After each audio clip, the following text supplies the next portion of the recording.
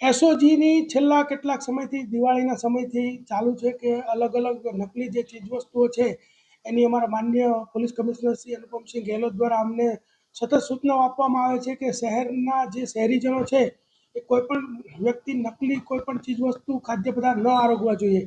એને લઈને અમારી સતત કાર્યવાહી ચાલુ હોય છે. અગાઉ અમે 9,000 કિલો ઘી પકડેલું, તે ઉપરાંત અગાઉ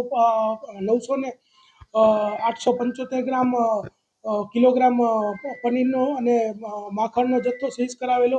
આવા ઘણા બધા કામ અગાઉ પણ થયેલા છે ને અત્યારે ગઈકાલે સુરભી ડેરીના 2 યુનિટ ખાતે રેડ કરીને ટોટલ 955 કિલોગ્રામ જે નકલી પનીર છે એનો જથ્થો સીઝ કરવામાં આવેલો છે અને એના નમૂનાઓ લેવામાં આવ્યા છે અને એના ટોટલ 1,81,000નો મુદ્દામાલ જે છે એને જપ્ત કરવામાં આવ્યો છે. તે ઉપરાંત જે એના સંચાલક છે કૌશિકભાઈ વલ્લભભાઈ પટેલ, તેઓને પૂછપરછ કરતા એમનું એક યુનિટ ઓલપાડ ખાતે પણ છે અને ત્યાં પણ જે છે ગ્રામ્યની પોલીસ દ્વારા રેડ કરાવતા ત્યાં ટોટલ ડિલાઇટ બટર 420 કિલોગ્રામ તથા શંકાસ્પદ દૂધ 600 લીટર, શંકાસ્પદ તેલ 90 લીટર, શંકાસ્પદ પનીર 200 કિલોગ્રામ અને પનીર બનાવવા માટે વપરાતું એસિડ 7 લીટર એમ બધો થઈને ટોટલ 3,02,139 રૂપિયાનો મુદ્દામાલ જે છે એ જપ્ત કરવામાં આવેલો છે.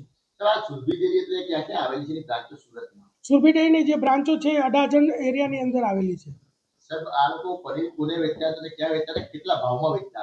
આ લોકો જે પનીર છે એ 250 રૂપિયાની આજુબાજુના ભાવમાં વેચતા હતા.